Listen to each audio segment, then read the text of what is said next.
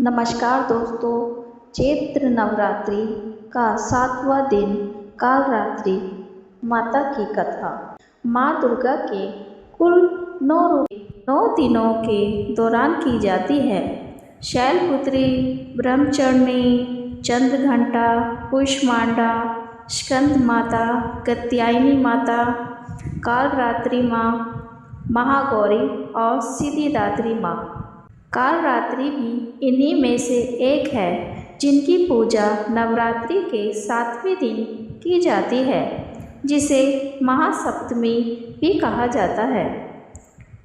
माँ दुर्गा ने यह अवतार बुराई का नाश करने हेतु लिया था। उन्हें यह अवतार धारण कर शुंभ, निशुंभ और रक्तबीज जैसे दानवों का वध किया था।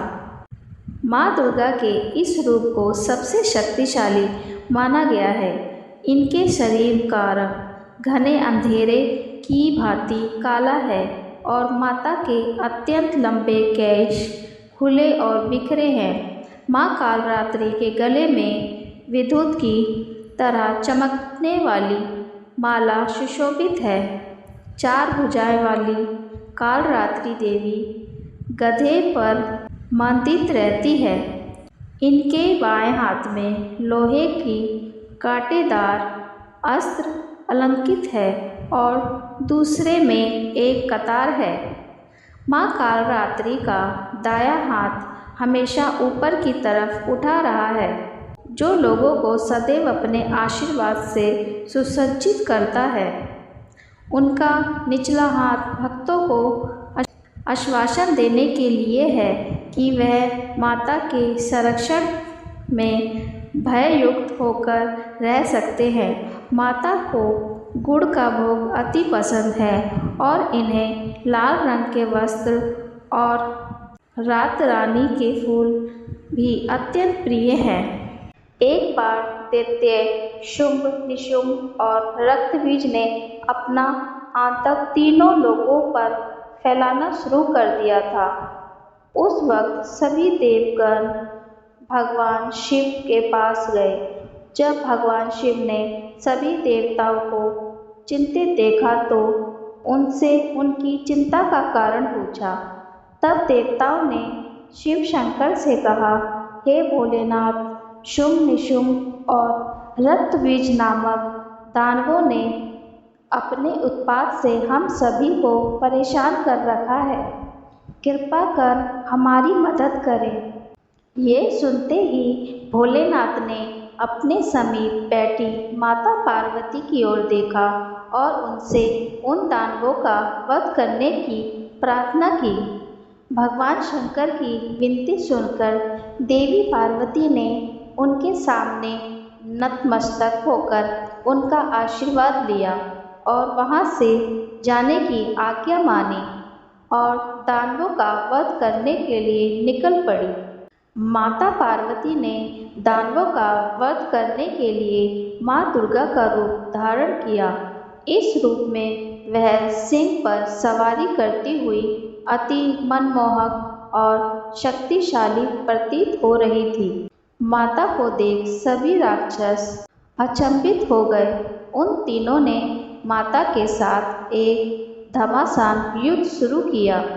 दैत्य ने अपना पूरा बल लगा दिया, परंतु माता के सामने नहीं टिक पाए।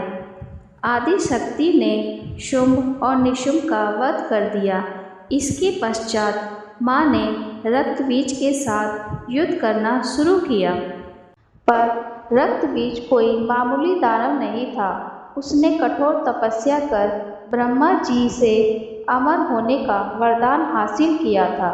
ब्रह्मा जी ने उसे यह वरदान दिया था कि जब भी उसे कोई मारने का प्रयास करेगा, तब उसके शरीर से निकली खून की बूंदें जैसे ही धरती पर स्पर्श करेगी, वैसे ही अनेक रक्तबीजों का जन्म होगा। इसी वरदान के अनुसार जैसे ही माता ने उस पर प्रहार किया, उसकी खून की बूंदें धरती पर गिरी और अत्यंत रक्तबीज प्रकट हो गए। उस क्षण माता ने कालरात्रि का रूप धारण किया और माँ दुर्गा के शरीर से एक ऊर्जा का संचार हुआ और माता कालरात्रि का निर्माण हुआ। भले ही वो दानव अति शक्तिशाली था, परंतु माता से जीत पाने का सामर्थ उसके अंदर नहीं था। माता कालरात्रि ने रक्त बीज को अपनी कटार से मार गिराया और जैसे ही उसके शरीर से खून बहने लगा, उन्होंने उसका रक्त पान कर लिया।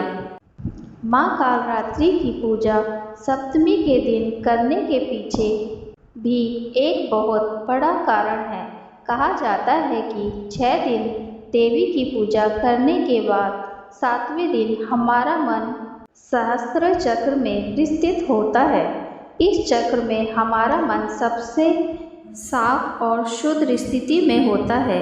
इस वक्त कालरात्रि की पूजा करने से हमें ब्रह्मांड की सभी सिद्धियों की प्राप्ति होती है और सारी असुरों शक्तियाँ हमसे दूर भाग जाती है। माँ कालरात्रि की आराधना का मंत्र कुछ इस प्रकार है, जिसके जाप करने से सारी मनोकामना अवश्य पूर्ण होती है।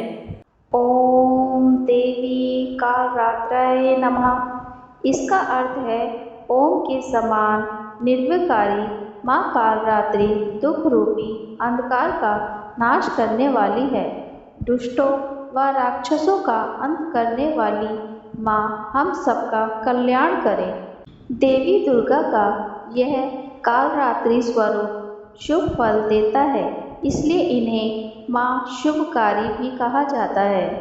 माँ कालरात्रि के ब्रह्मांड के समान अपनी हर श्वास के साथ माँ की नासिका से अग्नि की ज्वाला निकलती है। अपने 4 हाथों में खड्ग लोहे का अस्त्र, अभय मुद्रा और वर मुद्रा किए हुए माँ अपने वाहन गंधर्व पर सवार होती है। माँ दुर्गा का यह अति शक्तिशाली रूप हमें यह सिखाता है कि बुराई कितनी भी शक्तिशाली क्यों ना हो, परंतु उसे अच्छाई के सामने घुटने टेकने पड़ते हैं। जो इंसान सच्चे मन से माँ की पूजा करेगा, माँ किसी न किसी रूप में अवतरित होकर उसके साथ उसके जीवन से सभी बुराइयों का नाश करेगी। बोलो जय कालरात्रि माता की जय।